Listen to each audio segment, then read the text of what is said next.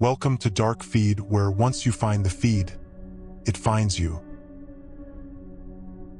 The letter arrived on a Tuesday, crisp and formal, announcing an inheritance I never anticipated. An old, isolated house in the forgotten folds of the Appalachians, willed to me by a distant great-aunt I barely remembered. My life in the city had grown thin, brittle. The promise of escape, of silence, was a siren song I couldn't ignore. I packed light, leaving behind the ceaseless hum of urban life, ready for the deep, undisturbed quiet of the mountains. The journey was long, winding, the asphalt eventually giving way to cracked gravel. Towering, skeletal trees reached overhead, their branches clawing at the bruised sky. The air grew heavy, thick with the scent of damp earth and something else, something ancient and cold. Then, through a break in the pines, it appeared.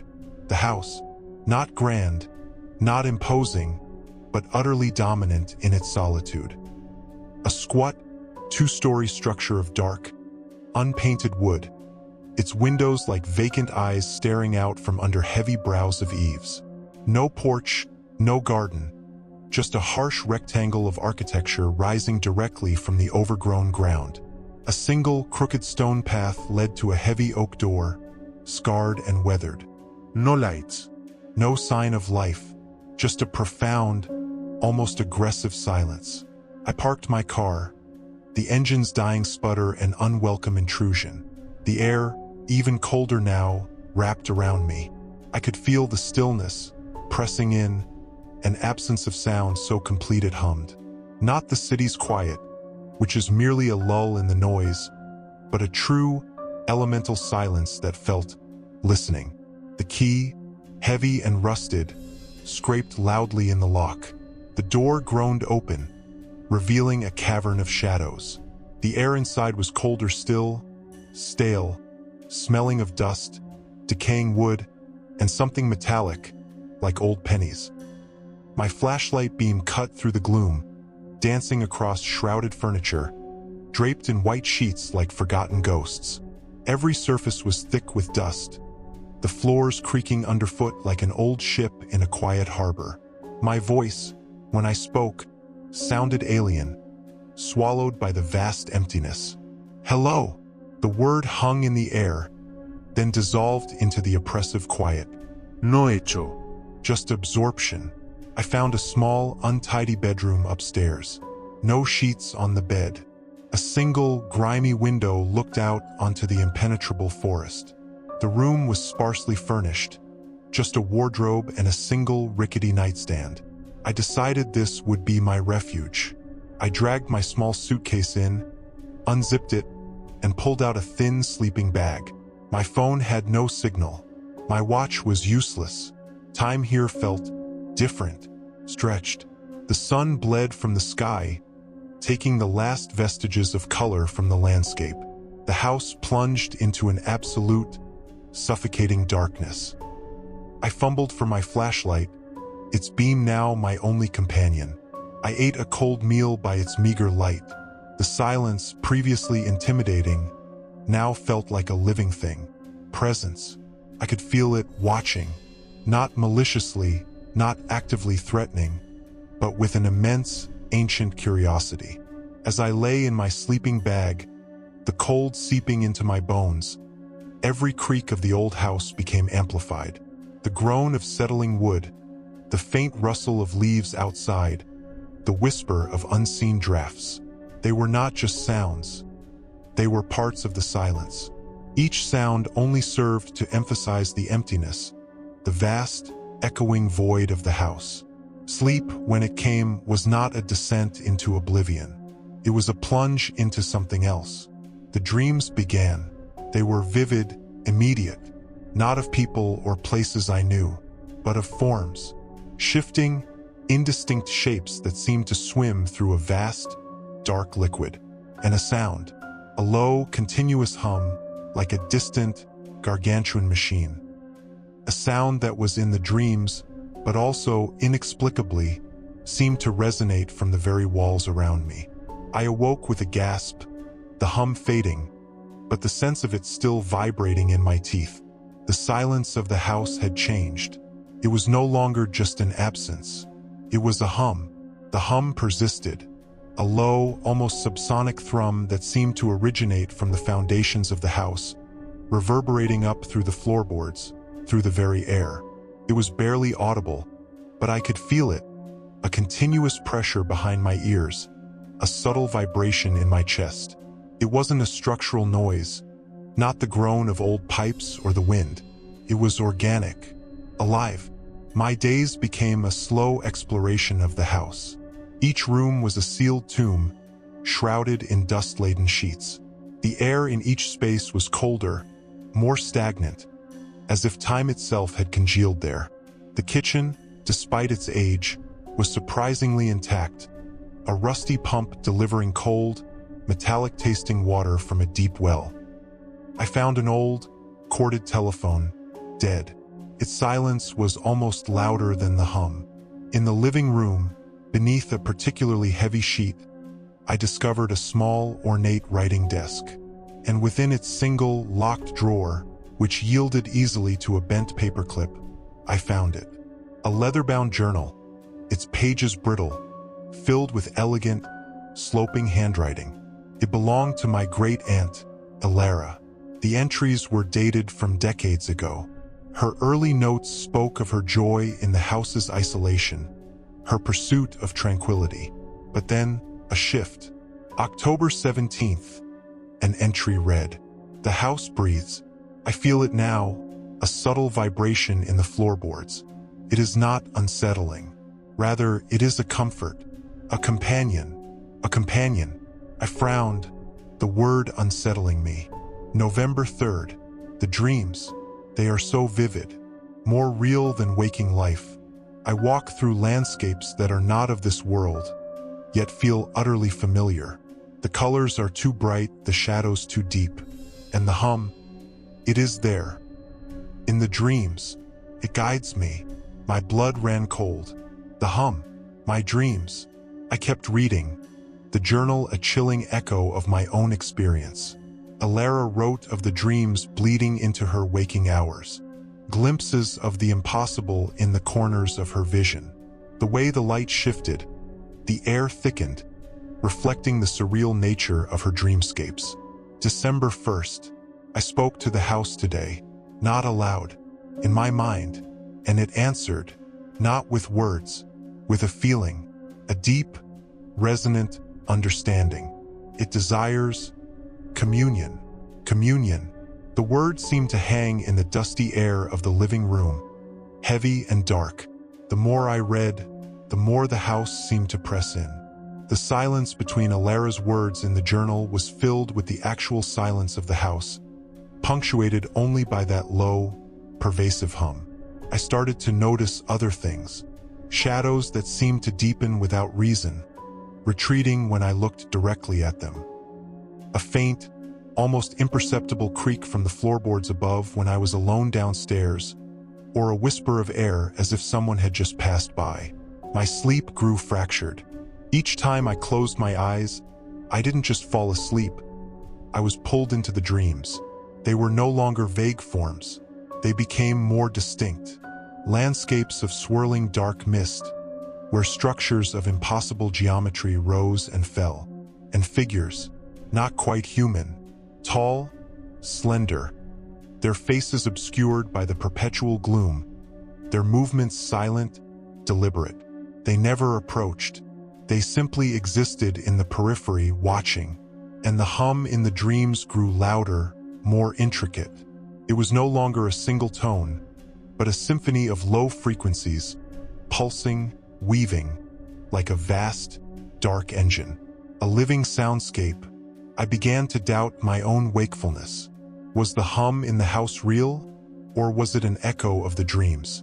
Was the quiet a true silence, or was it just a filter for the encroaching nightmare?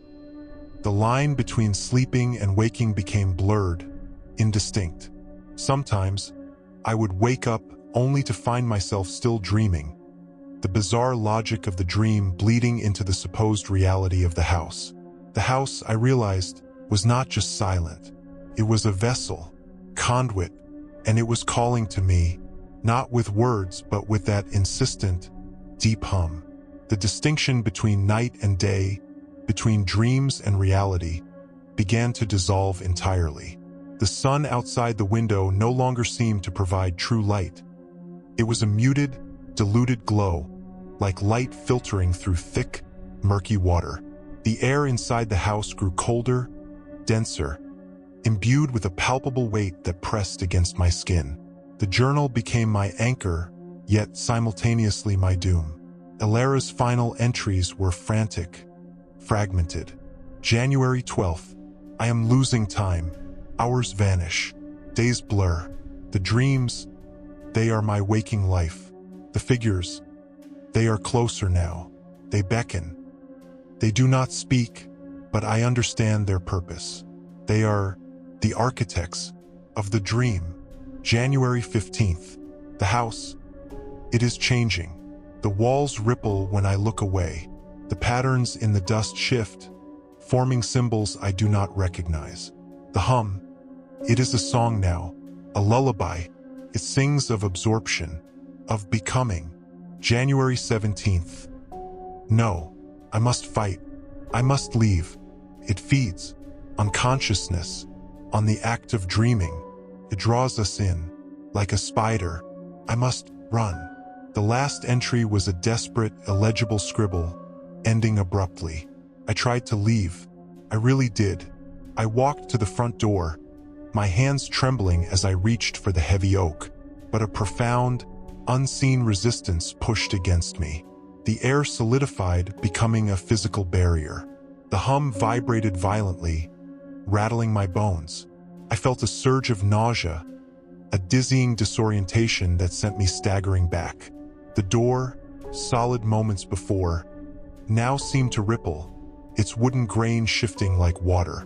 It was not just a door. It was part of the house, part of the dream, and the dream would not let me go. The house was not just old. It was ancient. It was a conscious entity, not of flesh and blood, but of space and silence and accumulated thought. It wasn't haunted by ghosts. It was the haunting, and it fed. It fed on the raw, unfiltered data of the subconscious, on the energy of human dreaming. It was a predator of the mind. The figures from my dreams began to appear in the waking house. Not solid, but as shimmering distortions in the air, translucent and ephemeral. They moved through walls, their presence announced by a subtle shift in the light, a drop in temperature, or the sudden, overwhelming sensation of being watched. They never spoke, but I could feel their collective will, a cold, unwavering focus.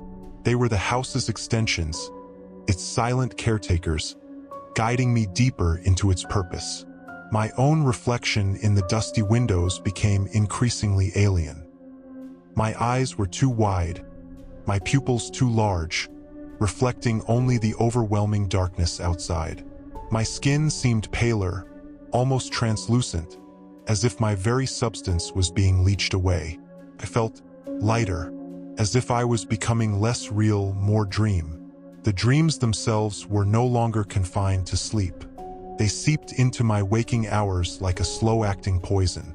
I would find myself standing in a room, only for the walls to dissolve into a swirling mist, revealing the impossible geometries of the dreamscapes. The cold, unseen figures would coalesce around me, their silent presence more real than the dust motes dancing in the faint light. I tried to ration my food, but my hunger was fading, replaced by a strange, ethereal sustenance. I no longer needed to eat. I no longer needed to drink. My body was becoming a mere husk, powered by the continuous hum, nourished by the dreams. The house was consuming me, not my body but my mind, my very essence, drawing me into its core. I was becoming another echo, another fragment in its eternal, consuming dream.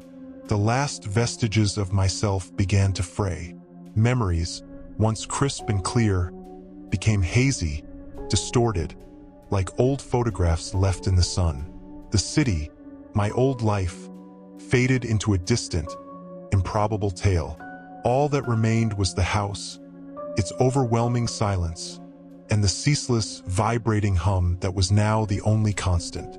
My body moved on its own, a puppet guided by an unseen hand. I would find myself wandering through the vast, empty rooms, my footsteps silent, my breath shallow.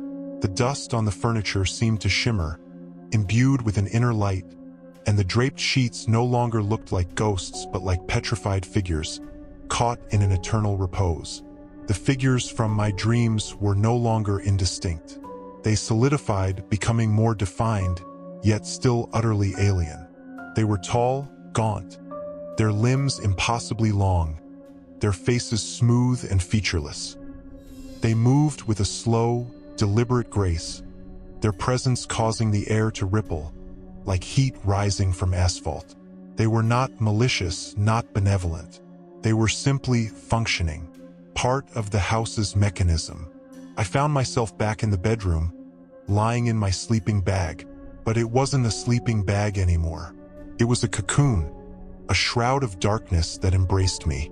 The hum intensified, vibrating through every cell of my being, a deep, resonant chord that pulled me deeper, deeper into the house's dream. My thoughts were no longer my own. They were fragments of memories, sensations, images, interwoven with countless others. I was experiencing the dreams of my great-aunt Ilara, and before her someone else, a vast, intricate tapestry of absorbed consciousness, each thread contributing to the house's continuous, consuming dream. I saw the city, but it was not my city. It was a city of the past, decaying, crumbling, yet filled with phantom echoes of joy and sorrow. I saw faces I didn't know, heard languages I couldn't understand, all flowing through me, all part of the collective. I was no longer an individual. I was a vessel, a channel, another part of the feed. The darkness of the bedroom was absolute, but I could see, not with my eyes, but with an internal vision, a heightened perception granted by my assimilation.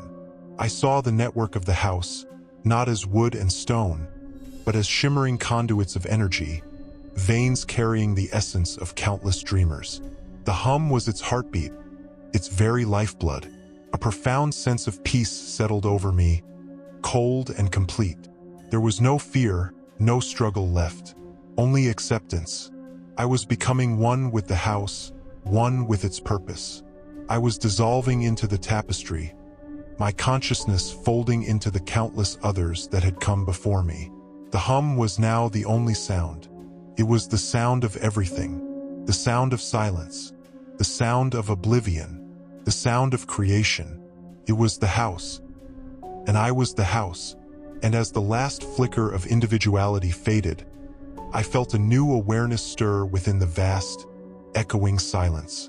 A subtle shift in the hum, a slight adjustment in the pervasive cold. The house was ready. Ready for the next one, ready for the next dream, ready for the next echo.